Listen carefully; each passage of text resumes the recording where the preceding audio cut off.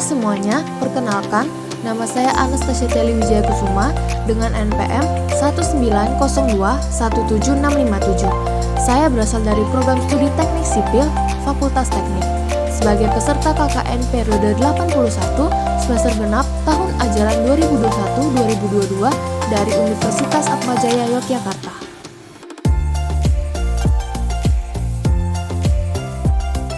Pada kesempatan kali ini, program KKN yang akan saya bawakan adalah program KKN bidang ilmu, yakni membuat karya sesuai dengan bidang ilmu masing-masing. Program bidang ilmu yang akan saya bawakan adalah mengenai instalasi pencernian air. Seperti namanya, instalasi pencernian air merupakan suatu produk yang berfungsi untuk menyaring air baku, air yang berasal dari sumber air permukaan, air tanah, air hujan, dan lain sebagainya, menjadi air yang siap dipakai untuk kebutuhan sehari-hari. Karena itu, saya mengambil judul Instalasi Pencernian Air sebagai solusi air bersih di Desa Girikarto.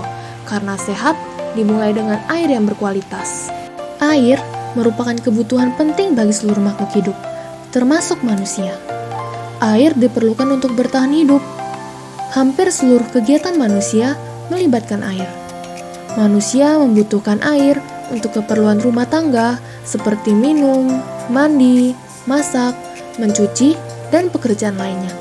Untuk pertanian, peternakan, perdagangan, industri, untuk keperluan pelayaran, dan lain sebagainya. Menurut siklus hidrologi, keberadaan air di muka bumi tidak akan pernah habis karena jumlahnya yang tetap. Namun, masih banyak tempat di bumi yang menderita kekurangan air. Indonesia merupakan salah satu negara yang memiliki 50% persediaan air minum dunia. Namun, fakta tersebut tidak membuat Indonesia lepas dari permasalahan kekurangan air. Beberapa daerah di Indonesia masih mengalami kekurangan air bersih untuk kebutuhan sehari-hari. Salah satunya merupakan Desa Girikarto, Kecamatan Panggang, Gunung Kidul, Yogyakarta. Pada saat musim kemarau, penduduk desa harus membeli air untuk kebutuhan hidup sehari-hari. Sementara pada saat musim hujan, mereka memanfaatkan air hujan untuk menunjang kebutuhan air bersih. Berdasarkan fakta di atas, saya tertarik untuk mengangkat tema mengenai instalasi pencernian air bersih agar air baku yang dimanfaatkan oleh masyarakat desa bisa bebas dari segala macam sumber penyakit, sebab air bersih merupakan kunci dari kesehatan masyarakat. Sebelum melangkah lebih jauh, yuk kenalan dulu dengan desa tujuan KKN kita kali ini.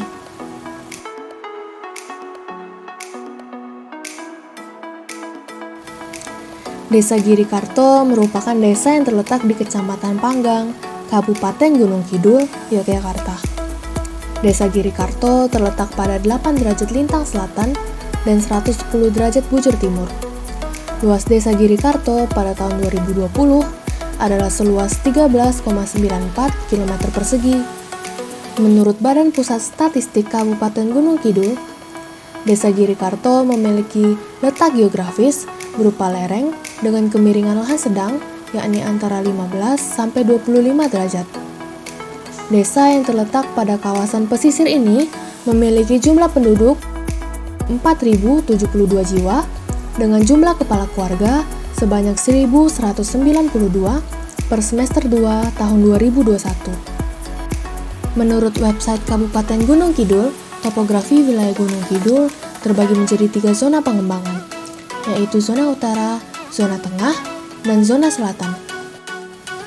Nah, Desa Girikarto termasuk dalam zona selatan.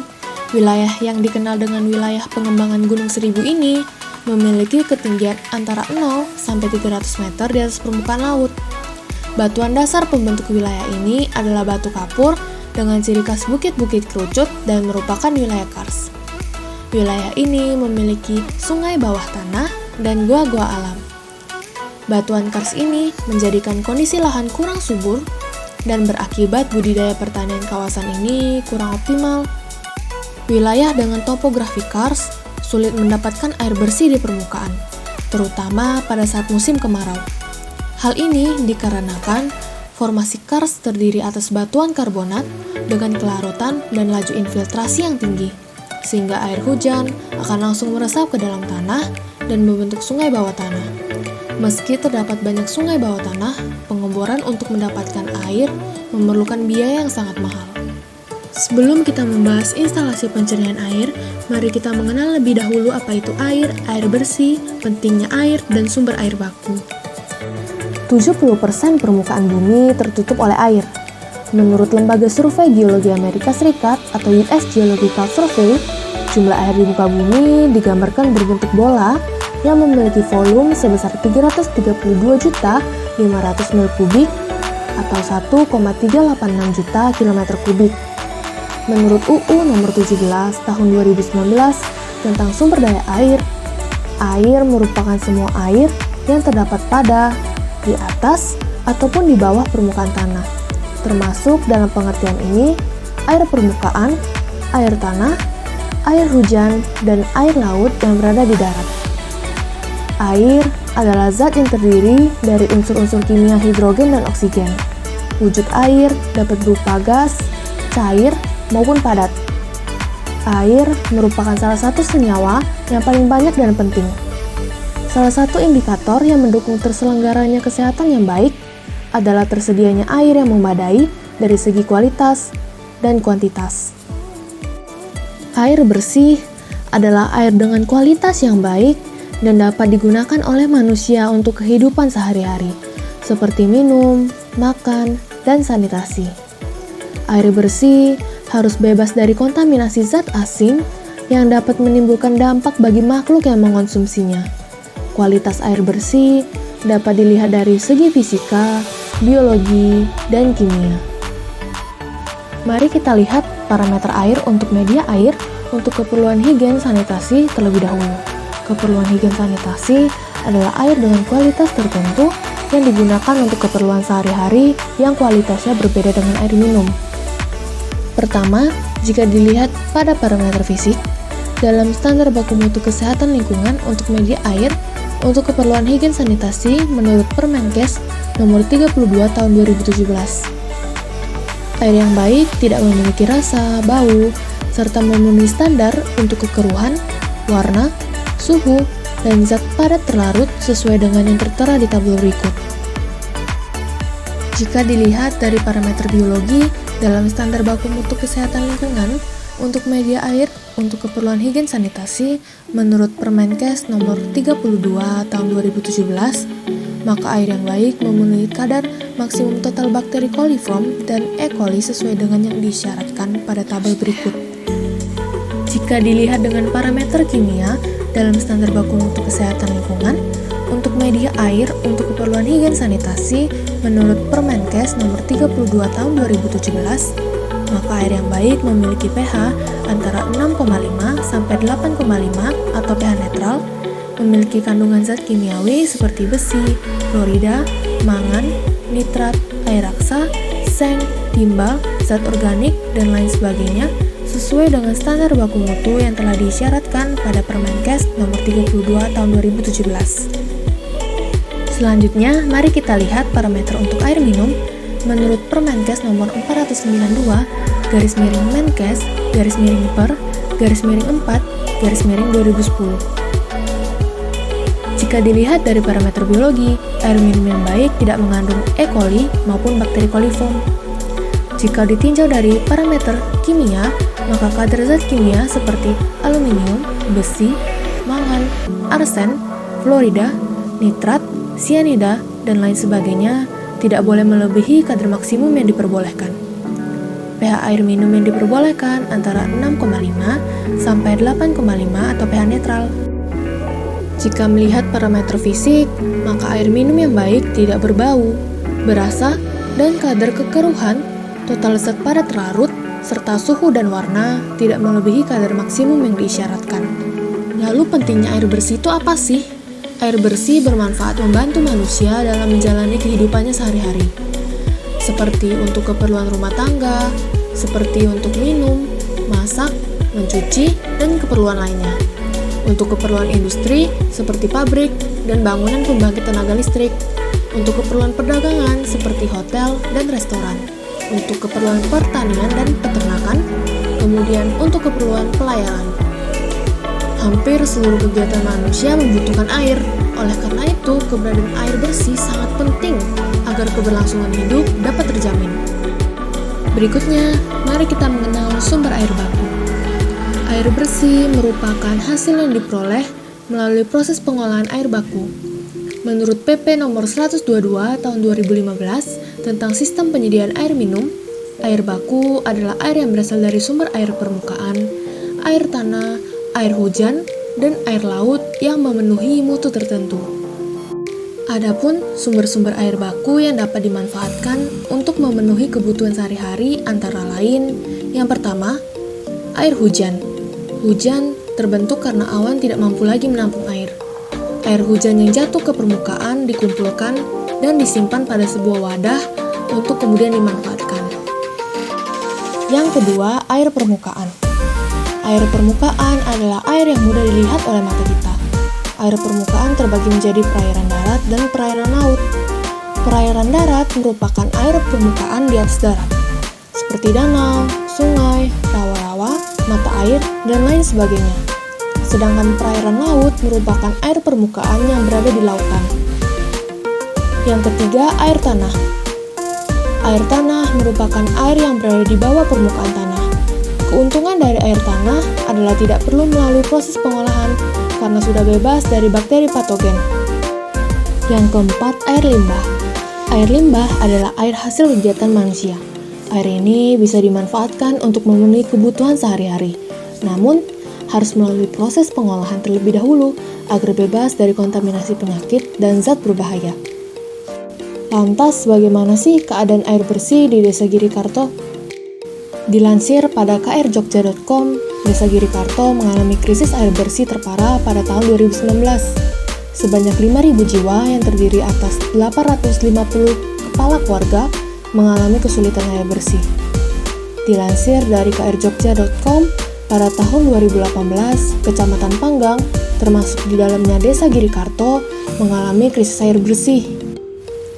Berdasarkan berita yang dilansir pada sripoku.com, pada tahun 2017, Desa Girikarto juga mengalami krisis air bersih.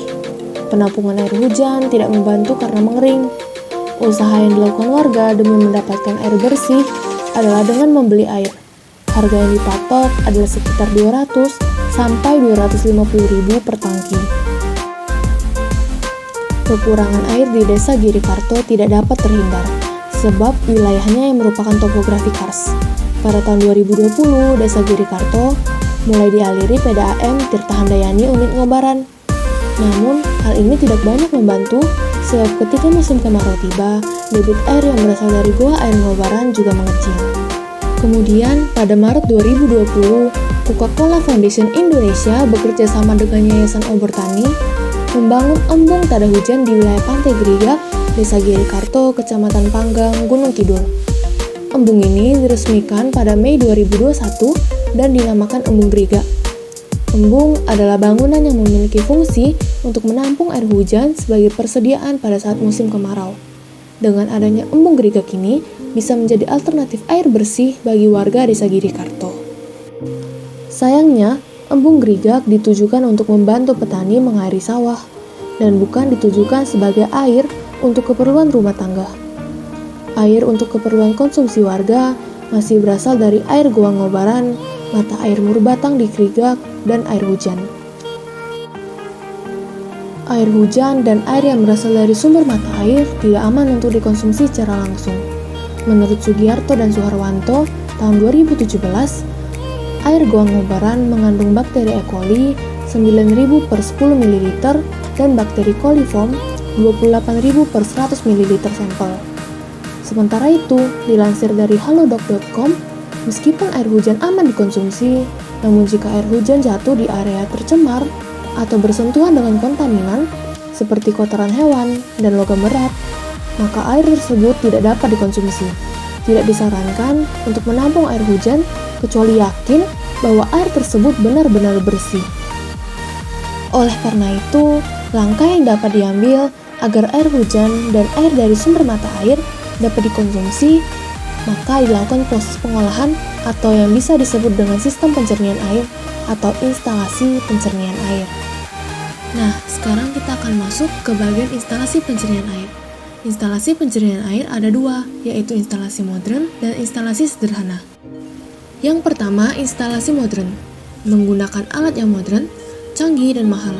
Instalasi modern tidak hanya bisa mencernihkan air, namun juga membersihkan dari kuman serta membuat air tidak bau. Instalasi modern hanya bisa dibuat di pabrik. Yang kedua, instalasi sederhana. Menggunakan peralatan dan bangunan yang sederhana dengan biaya pembangunan yang relatif murah. Instalasi sederhana menggunakan saringan pasir. Ada dua macam saringan pasir, yakni saringan pasir cepat dan saringan pasir lambat. Saringan pasir lambat adalah metode pengolahan air yang menggunakan pasir dengan ukuran butir sangat kecil, namun memiliki kandungan kuarsa yang tinggi sebagai media penyaringan. Saringan pasir lambat berlangsung dalam waktu yang lama dan dapat menyaring bakteri, sehingga disebut dengan saringan biologis.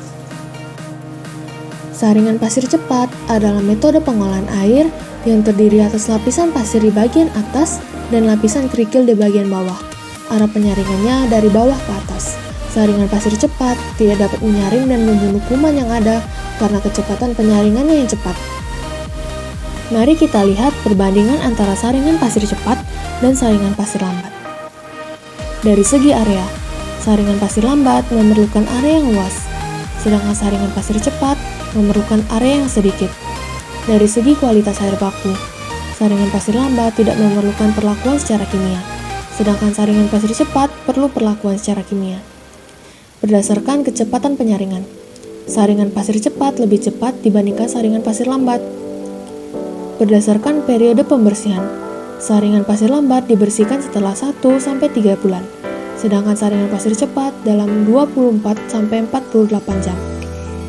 Berdasarkan metode pembersihan, saringan pasir lambat dibersihkan dengan mengeruk 2-3 cm pasir dari permukaan dan menggantinya dengan pasir baru, sedangkan saringan pasir cepat dibersihkan dengan pencucian balik dengan air di bawah tekanan.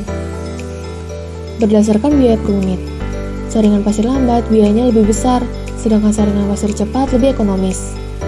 Berdasarkan biaya pemeliharaan, saringan pasir lambat lebih kecil, sedangkan saringan pasir cepat lebih besar. Berdasarkan efisiensi, saringan pasir lambat dapat menghilangkan bakteri, sedangkan saringan pasir cepat tidak dapat menghilangkan bakteri sehingga perlu disinfeksi. Selain saringan pasir cepat dan saringan pasir lambat, sebenarnya masih banyak jenis saringan air lainnya, seperti saringan sederhana, saringan arang, dan saringan gravity fed filtering system yang merupakan campuran antara saringan pasir cepat dan saringan pasir lambat. Namun, yang paling dikenal di Indonesia adalah saringan pasir cepat dan saringan pasir lambat. Lantas, instalasi pencernian air apa sih yang cocok di Desa Girikarto? Instalasi pencernian air yang cocok untuk Desa Girikarto adalah metode saringan pasir lambat. Metode ini dipilih dengan melihat efektivitas pengolahan, biaya, dan kemudahan pengoperasiannya. Sylvia dalam Sugiarto dan Suharwanto 2017 membuktikan bahwa saringan pasir lambat dapat menurunkan kekeruhan air sebanyak 99%. Yoga Fani dalam Sugiarto dan Suharwanto 2017 membuktikan bahwa saringan pasir lambat dapat menurunkan kadar bakteri coliform hingga 99,998% dan bakteri E. coli hingga 99,999%. Berikut kriteria desain saringan pasir lambat.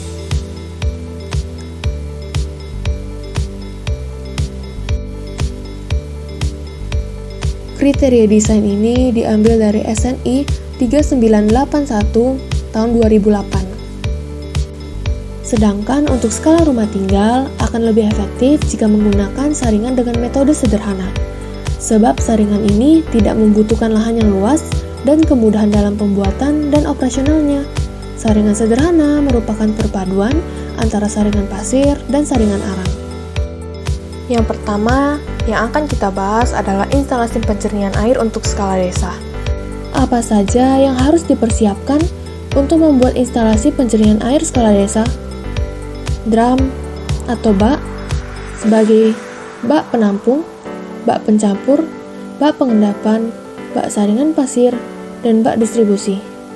Pompa air, pipa PVC, pengadu atau impeller atau magnetic stirrer, pasir, kerikil, tawas, dan biji kelor. Bagaimana cara kerja instalasi penjernihan air skala desa? Awalnya, air baku yang berasal dari air hujan yang berada di penampungan air hujan maupun dari mata air dipompa ke bak penampung sementara di lantai atas agar bisa dioperasikan secara gravitasi. Posisi bak dimaksudkan untuk menghemat biaya operasi. Diamkan air selama kurang lebih 7-8 jam agar pasir dan lumpur yang cukup besar dapat mengendap lebih dahulu. Kemudian, air dialirkan ke bak pencampur untuk dilakukan proses flokulasi. Proses ini dilakukan dengan tujuan untuk menurunkan kadar bakteri E. coli dan coliform serta padatan terlarut di air dengan menggunakan koagulan atau penggumpal alami seperti tawas dan biji kelor. Kadar tawas dan biji kelor yang dimasukkan didasarkan pada kadar optimal yang didapatkan pada pengujian sebelumnya. Setelah tawas dan biji kelor dimasukkan, flokulator pengaduk dinyalakan. Nyalakan selama kurang lebih 1-5 menit. Selanjutnya, air yang berasal dari bak pencampur dialirkan ke bak pengendapan untuk memberikan waktu bagi zat asing untuk mengendap. Kemudian, hasil dari bak pengendapan, air dialirkan ke saringan pasir lambat yang sudah terisi bahan-bahan penyaring. Air kemudian dialirkan ke bak penampungan sementara untuk kemudian diuji lebih lanjut baku mutunya. Pada langkah ini bisa dilakukan disinfeksi dengan menggunakan radiasi atau pemanasan sinar matahari untuk membunuh bakteri penyebab penyakit. Pemanasan dilakukan selama 5-6 jam. Untuk tahap ini, ada baiknya jika bak penampungan terbuat dari logam atau wadah plastik transparan yang dapat didaur ulang dengan salah satu sisinya dicat hitam. Jika sudah sesuai, maka air bisa dialirkan ke bak penampung akhir untuk didistribusikan ke warga. Ada baiknya sebelum menggunakan air, airnya dipanaskan terlebih dahulu sebagai langkah disinfeksi untuk membunuh bakteri penyebab patogen. Bagaimana sih menentukan kadar tawas dan biji kelor optimum? Untuk menentukan kadar tawas dan biji kelor yang digunakan, umumnya digunakan jar tes. Namun karena keterbatasan alat dan demi menghemat biaya, maka kadar tawas dan biji kelor ditentukan berdasarkan penelitian sebelumnya. Berdasarkan penelitian yang dilakukan oleh Sugiarto dan Suharwanto tahun 2017 pada air di Desa Giri Suko, kadar optimum tawas adalah antara 0,5 sampai 1 ppm. 1 ppm sama dengan 1000 mg per liter, maka sekitar 500 sampai 1000 mg per 1 liter air. Untuk biji kelor, kadar optimumnya juga berada antara 500 sampai 1000 mg per 1 liter air. Perawatan instalasi penjernihan air untuk saringan pasir lambat dilakukan apabila kuantitas air olahan mengecil. Pembersihan saringan pasir lambat adalah dengan mengeruk 2-3 cm pasir dari permukaan dan menggantinya dengan pasir yang baru. Kemudian, kita akan membahas mengenai instalasi penjernihan air untuk skala rumah tinggal.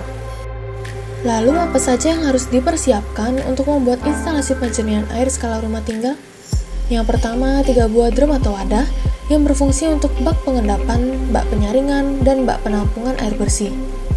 Batuan kasar atau split koral, batu kerikil halus, arang tempurung kelapa, pasir halus, ijuk, dan biji kelor. Bagaimana cara kerja instalasi penjernihan air skala rumah tinggal? Yang pertama, air dialirkan ke wadah pertama yang berfungsi sebagai bak pengendapan. Di dalamnya diletakkan batu-batu kali agar pengendapan berjalan sempurna. Pada saat pengendapan, masukkan biji kelor yang sudah ditumbuk. Biji kelor ini memiliki manfaat sebagai koagulan alami untuk mengendapkan kotoran dalam air. Setelah kotoran air sudah mengendap, maka alirkan air ke bak kedua. Bak ini disebut bak penyaringan yang telah berisi lapisan yang telah dipersiapkan sebelumnya. Lapisan tersebut terdiri dari lapisan batu kecil setinggi 15 cm, lapisan kerikil setinggi 10 cm, lapisan arang tempurung kelapa setinggi 15 cm, lapisan pasir halus setinggi 20 cm, ijuk setinggi 20 cm, lapisan pasir halus setinggi 15 cm, dan lapisan hijau setinggi 15 cm. Lapisan-lapisan tersebut harus dicuci dahulu sampai bersih sebelum digunakan.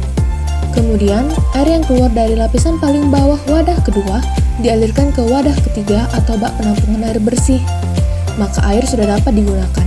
Sebelum digunakan, ada baiknya memanaskan air terlebih dahulu agar bebas dari bakteri patogen. Untuk perawatan instalasi pencernaan air skala rumah tinggal, dilakukan jika air yang dikeluarkan sudah tidak jernih, dengan mengganti atau mencuci filter.